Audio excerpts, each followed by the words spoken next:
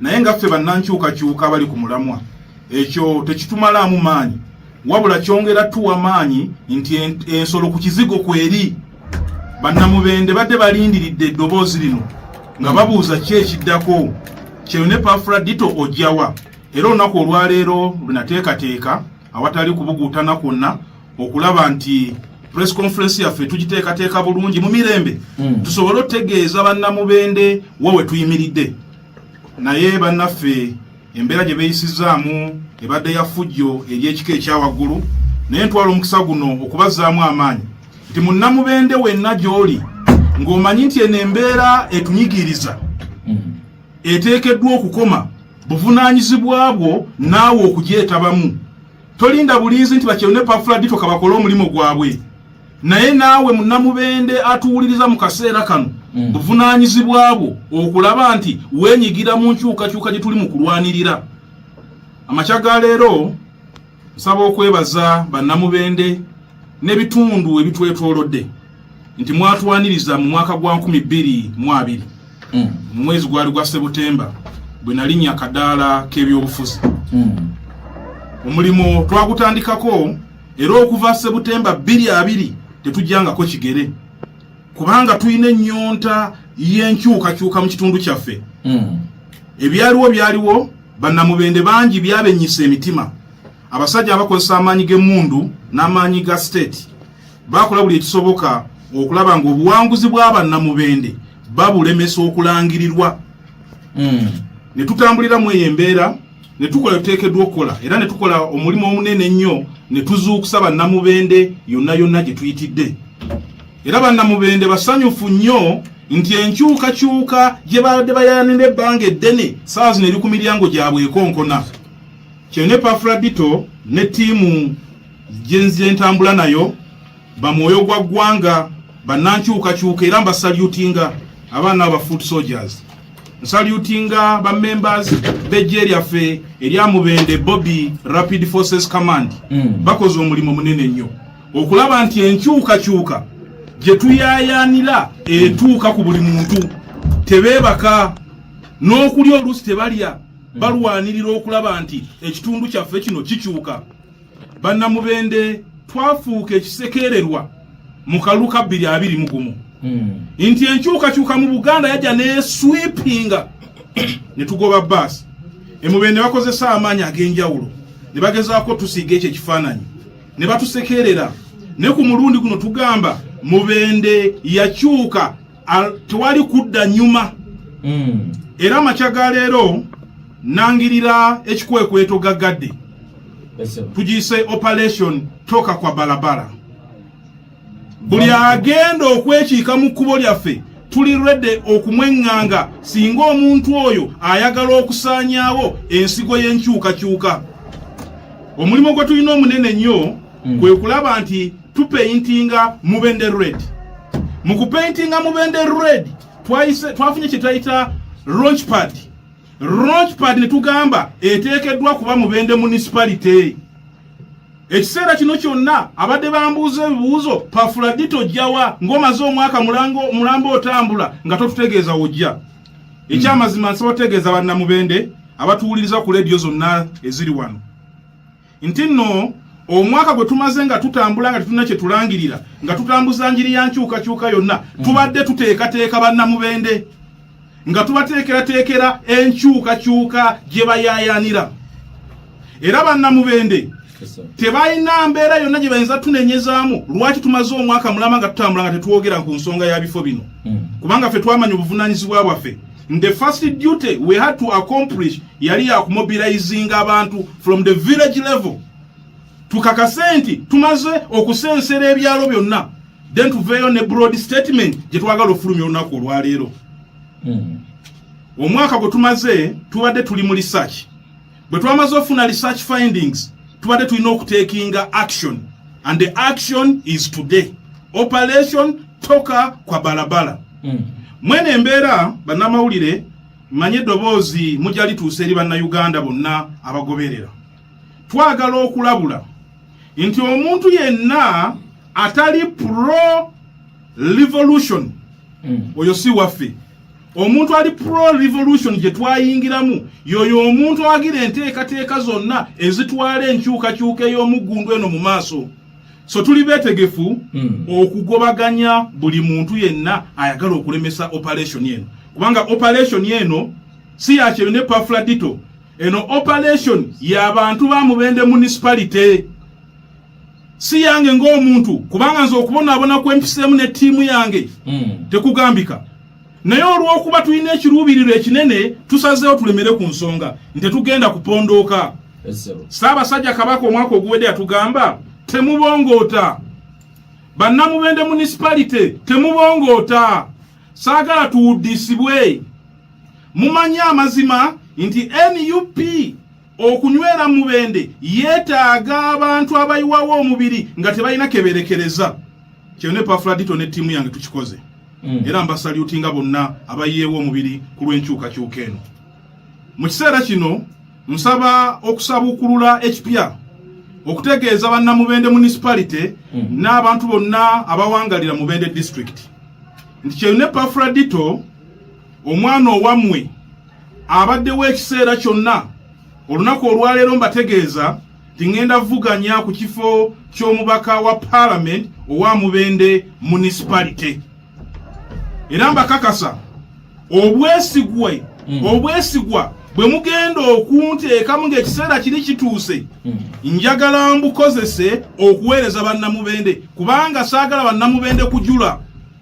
Bannamubende bazze babasuubiza ebintu eby'enjawulo, bannamubende ne badyekebwadyekebwa, naye bannaffe bamala okuyitamu ebigambo bikoma mu bigambo. Juzi baali batugamba si bigambo wabula bikolwa. Ne tugenza okumaliriza nga balina mboozi buboozi. Kyeyune Pafuladiito ndi ddoboozi eri omuntu wa bulijjo. Eddoboozi eryo njagala ndituuse mu palamenti. Mubende ewulirwe ku lw'ensonga z'abantu, so si ku lw'ensonga z'ekibiina. Kyankwanzi teina impact gyegatta ku nkulaakulana ya Mubende.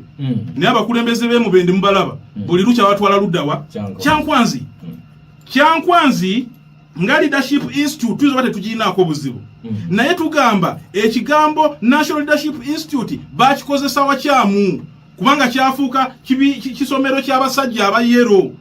So fe twagala Mubende etuuse eddoboozi ku national level kyetubadde tubulamu nti eddoboozi lya Kyeyune Pafuladiito nga neegatiddwako bannankyukakyuka abalala. Twewaddeyo tukole omulimu guno tugugguse gwe twatandikako emyaka 3 egiyise. Era tewali agenda twekiika mu kkubo, kubanga tuli bamalirivu, tukoze buli ekisoboka. Ground work tugikoze, abantu obwongo tubuyimusizza basisimuse. Era mu kusimula abantu okwo tulina ekiruubiririro ekinene nti tugenda kukoma ku Mubende municipality yokka. Twagala tusinzire ku Mubende municipality, tugende nga tusensera buli katundu akali Mubende district. Tugenda otuuka omwaka 2026 nga NUP yeyogerwako Mubende buli woyita.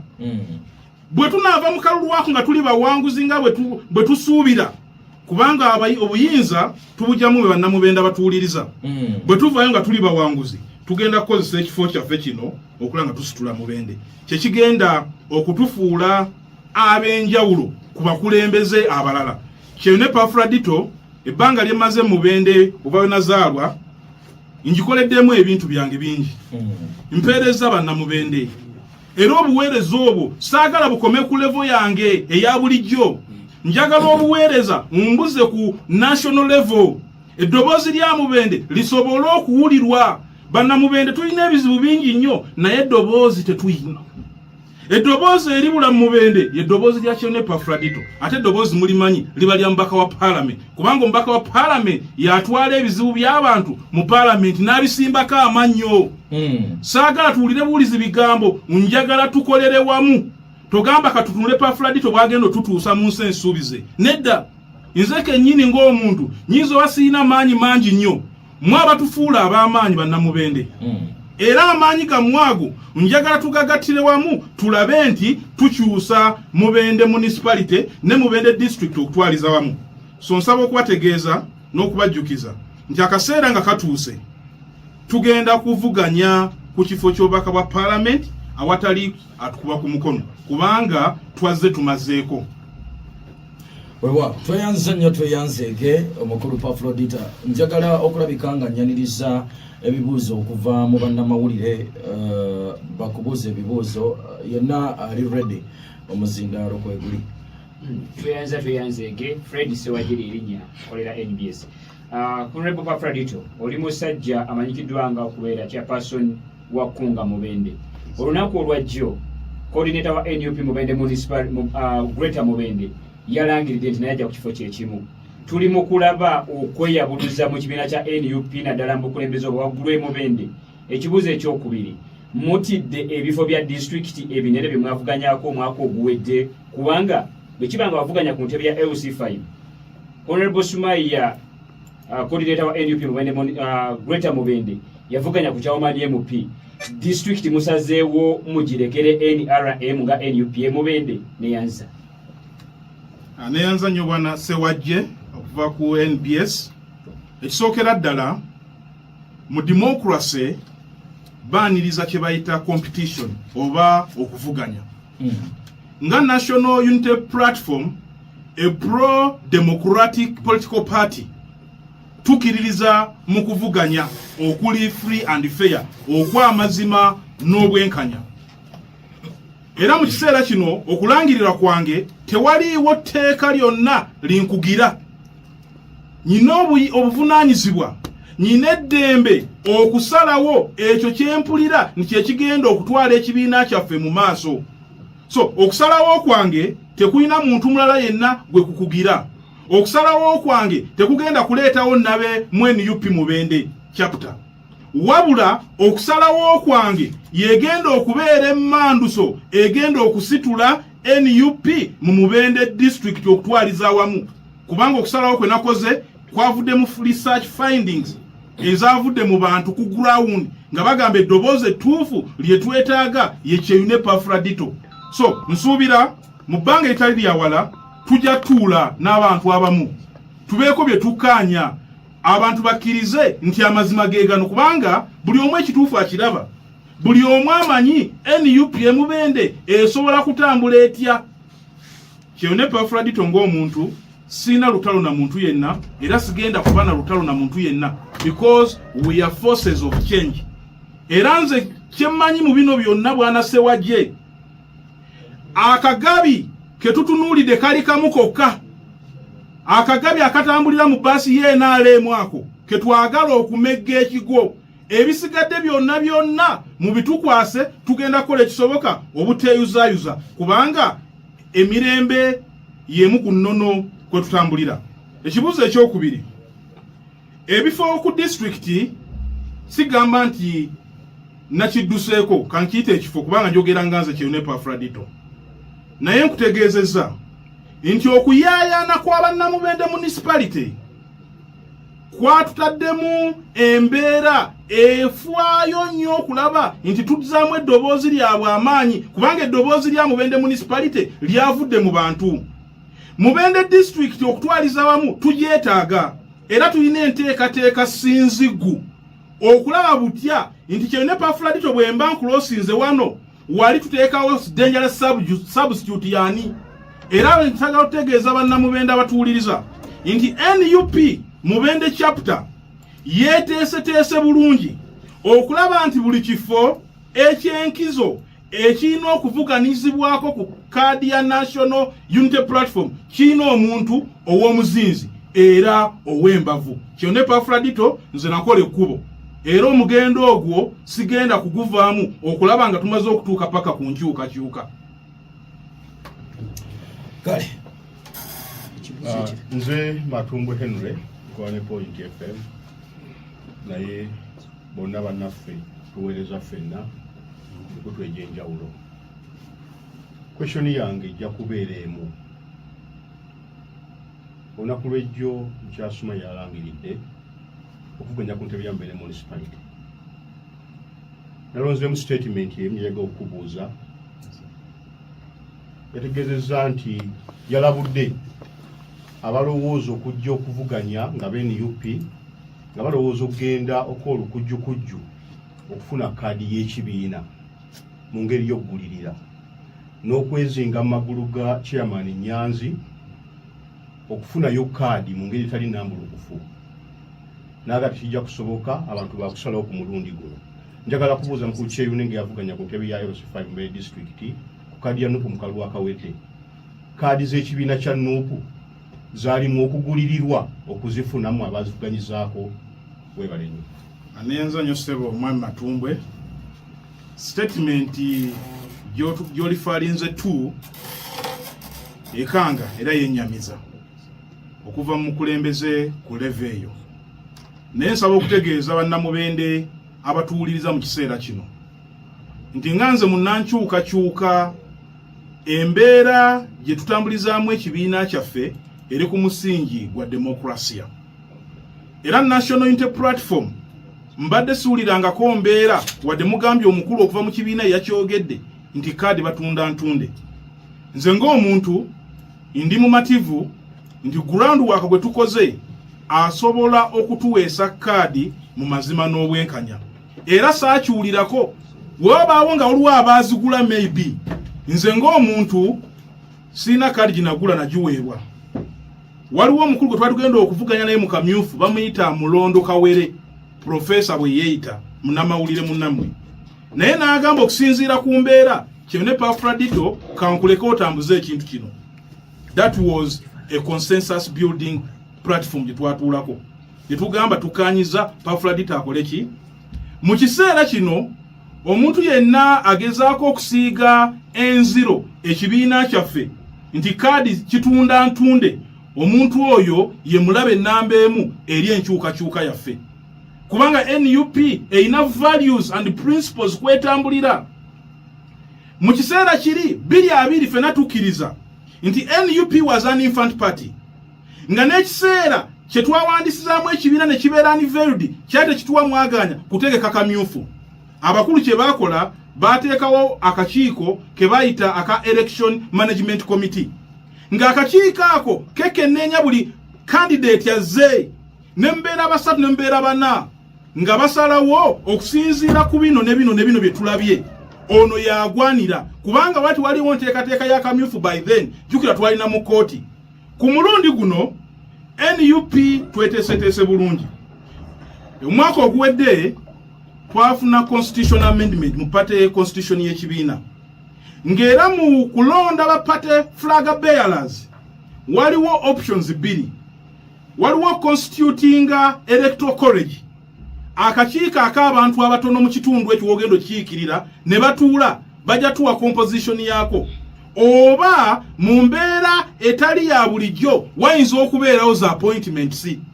Neffe eddoboozi lye tuweereza eri bakama baffe n'abantu bonna abaluubirirwa enkyukakyuka. Twagala ku mulundi guno kaadi egabibwe okusinziira ku groundwork. Era ndi mumativu nti omulimu ogwo ekibiina kyaffe kigenda gukola bulungi kubanga nakyo kyegala buwanguzi. Banoonyawo awali amaanyi. Bwe tuba tugenze mu electoral college na tugenze mu appointment nyina essuubi, nyina confidence mu kakiiko kaffe ku secretariat nti kajja kukola omulimu omutuufu. Era bannamubende bajja kuba basanyufu ku lw'ekifo kino kye twogerako. Yenze Ssenyonyi Francis okuva Party FM. Mukulu Pafuladiito olunaku lwajjo Sumaya yalangiridde, olangiridde olwaleero n'enkyawo kyali yayaayana okuba nti alangiranga n'ekyamanyi akyalina kaadi eyo. Singa bukya nga enteekateeka y'enNUP ne bagaa nti waliwo gwe tulabye ow'enkizo akukira. Oyinza kukola otya ne bukya nga tebakuwadde kaadi kuba essaawa zino oyaayaana era olwana okulaba nti bagikuwa okola ebyo biraga nti otambula mu layini ya NUP ne singa bukya nga tebakuwadde kaadi oba ogenda kuzzaako kisebo. Nyenza nnyo ssebo bwana Ssenyonyi. Ekisookera ddala nsaba okutegeeza bannamubende nti Kyeyune Pafuladiito ku lw'ebikolwa byange, ku lw'okufaayo kwange, ku lw'okwewaayo kwange, ndi mumativu munda mu mutima gwange. Ate nga nkimanyi naawe abuuziza ekibuuzo n'abatuwuliwuliza ssaawa zino bakimanyi nti Kyeyune Pafuladiito yagwanira okwatira NUP bendera. Era ekibuuzo kyo nti singa ekyo nze sigenda kitunulira, I'm on a positive note. Kaadi egenda kunkwasibwa okusinziira ku bikolwa byenziza empisaamu ekibiina kyaffe mu kitundu kino. Era kaadi tegenda kutambulira mu muntu mulala yenna ng'ogyeko Kyeyune Pafuladiito. Gega amazima agakaawa. Era kaadi gwebeera mugumu ayagala enkyukakyuka manya nti Pafuladiito yagenda okukwata kaadi ye NUP ku Mubende munisipalite okusinziira ku bikolwa bye. Kale tuyenze nyo tuyenze nkwaniriza. Wali ekibuzo kimu nze Enoka Tumusime okola network FM ne BBS Telefina. Tunyonyodde tusoobera yakamyufu kubanga bangi si mbweza gamba nti muli bangi okunoonyeza buli omu ku omu byokoze ne wajja kugenda kujanga akamyufu.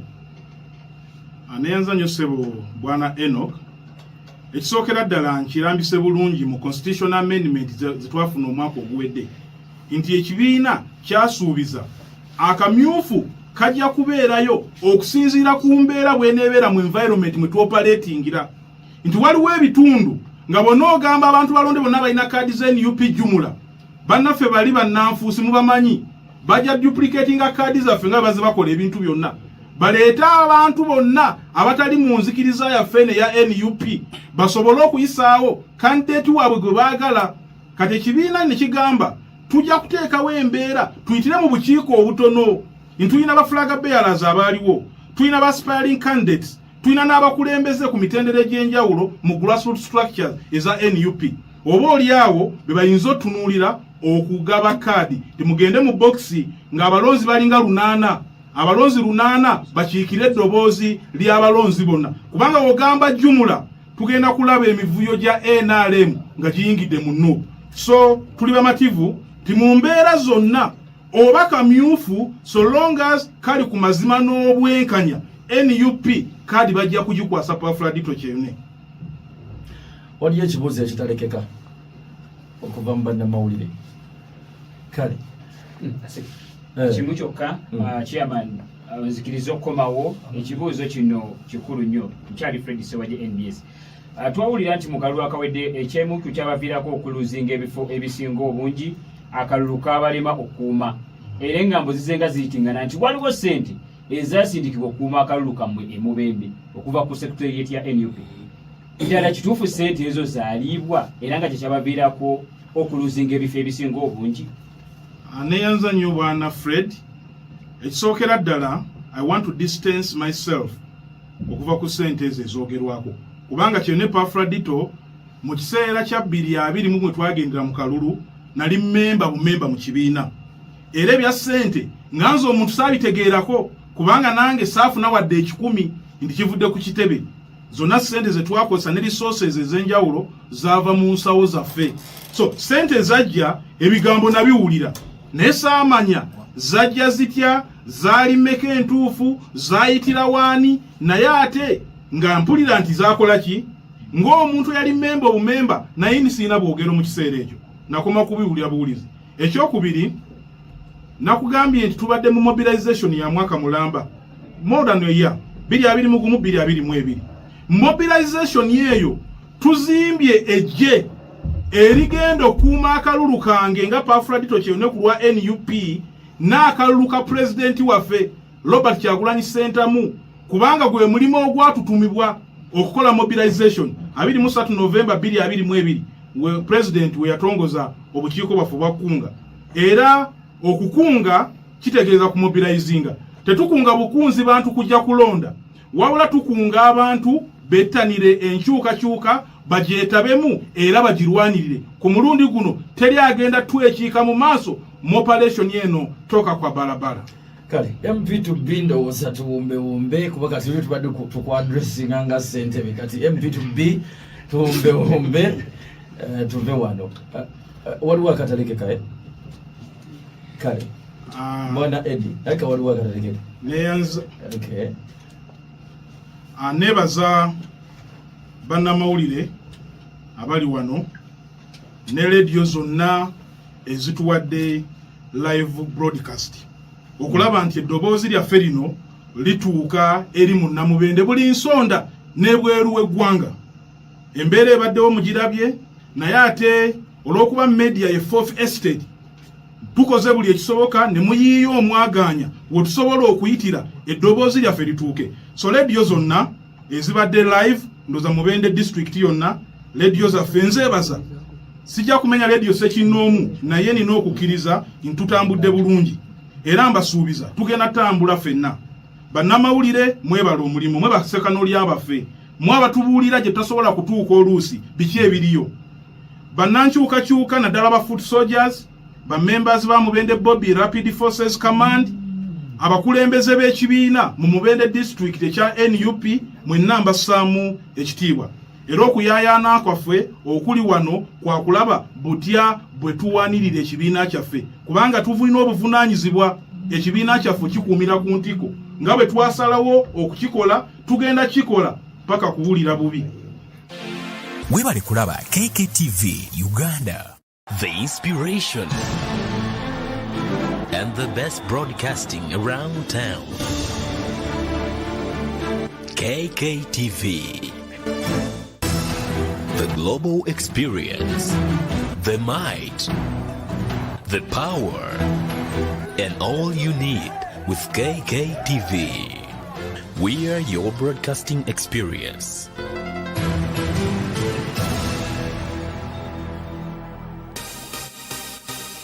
Thank you for subscribing to KKTV.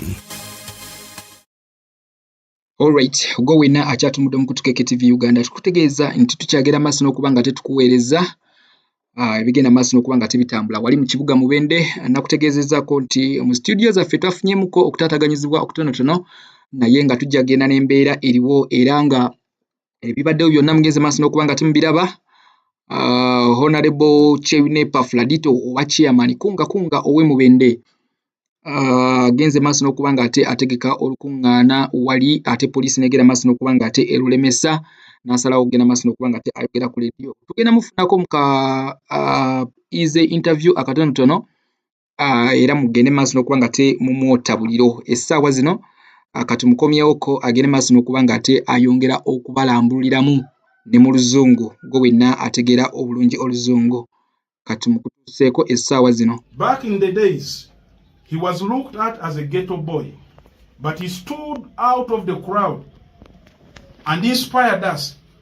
No matter where you came from, you can become someone. So we've been inspired by his lifestyle that we can also make it.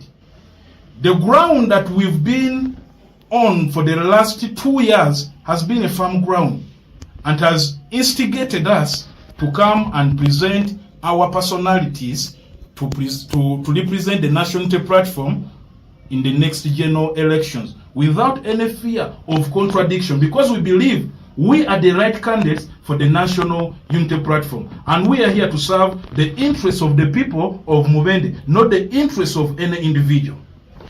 Secondly, are we seeing NUP, the initial NUP or the pioneers of NUP versus the foot soldiers in the Mubende district? It's unfortunate there has been a misconception about these foot soldiers.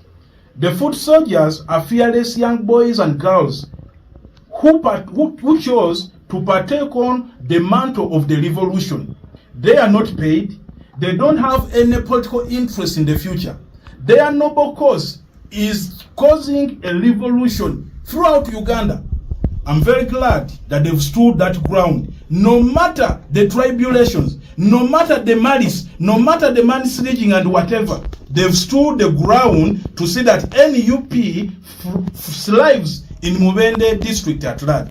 So my take on that question, we have confidence that members from the other forces, as they say, are going to sit down and analyze the situation. They will believe that NUP Foot Soldiers Mubende Brigade has done a tremendous work. In fact, we're supposed to congratulate them upon that achievement other than castigating them. They've done a great deal of work and I've always been supportive to them, and I'm ready to move with them because they are the mirrors of the National Unity Platform. If you say you profess the National Unity Platform, you are supposed to be seen acting, not talking. The foot soldiers talk. Kyeyune Pafuladiito talks. Those are the actions that we want from all members who are ready to be members of the National Unity Platform. They are supposed to come out out of their rooms. They're supposed to come out of their comfort zones and get to the trenches to see that we propel the struggle ahead. Should we expect NUP primaries in Mubende municipality and district as well?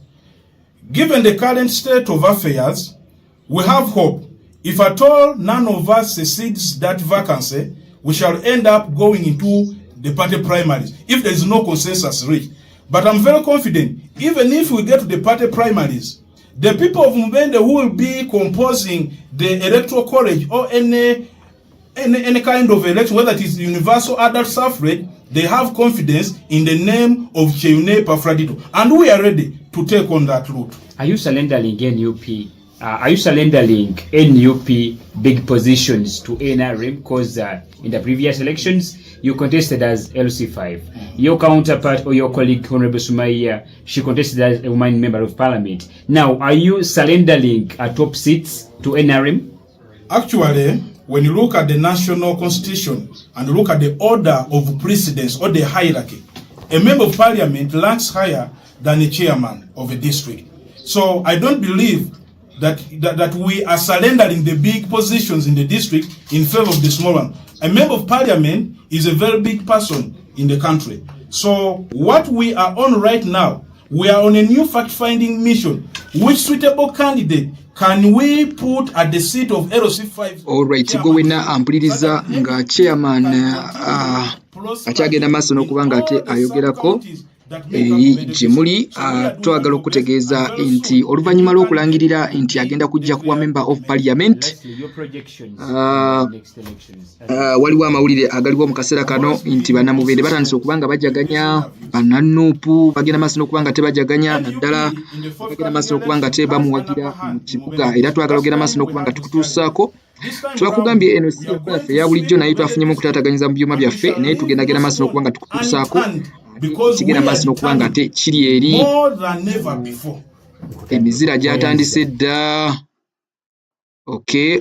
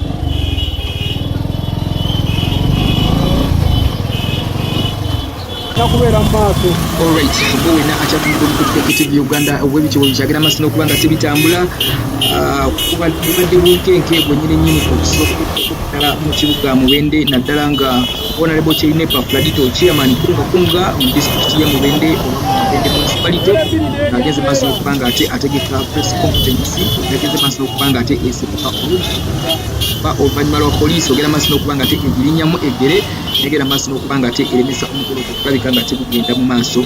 Naye gye biggweredde nga Honorable Kyeyune Pafuladiito ageze maaso n'okubanga ate omubaka bwe ku radio emanyikiddwa obulungi nga Point FM 15 akatonyezeemu, negera maaso n'okubanga ate negera maaso n'okubanga ate alangirira kubanga ate agenda kujja yesimbawo kuba member of parliament. Era kati ndowooza ekisigalidde kiri kimu era maaso n'okubanga ate bamuwa kaada eyo, ogera maaso n'okubanga ate emuleeta butereevu kuba member of parliament. Katonda tulabe Mubende bagenda maaso n'okubanga ate abayisaamu eggaali awo mpolampola okubategeeza nti Honorable Kyeyune Pafuladiito agenze maaso n'okubanga ate alangirira kubanga ate agenda kukwesimbawo kuba member of parliament mu kibuga ky'e Mubende. ng'ayitira ddala ku kaadi eya NUP. So bwemito ogenze maaso okuba nga temutambula ko wena abaddewo ogenze maaso n'okuba nga te olengera poliisi ng'egenda maaso n'okuba nga te etaataaganya olukuŋŋaana olwo tebagenze maaso n'okuba nga tebategeka. Twagala otukkirize tugende maaso n'okuba nga tukoma wano tujja kuba abadde akyagalayo okay. Kyagala nga just balina okumala otuukako eno tubasubulire wano musule bulungi.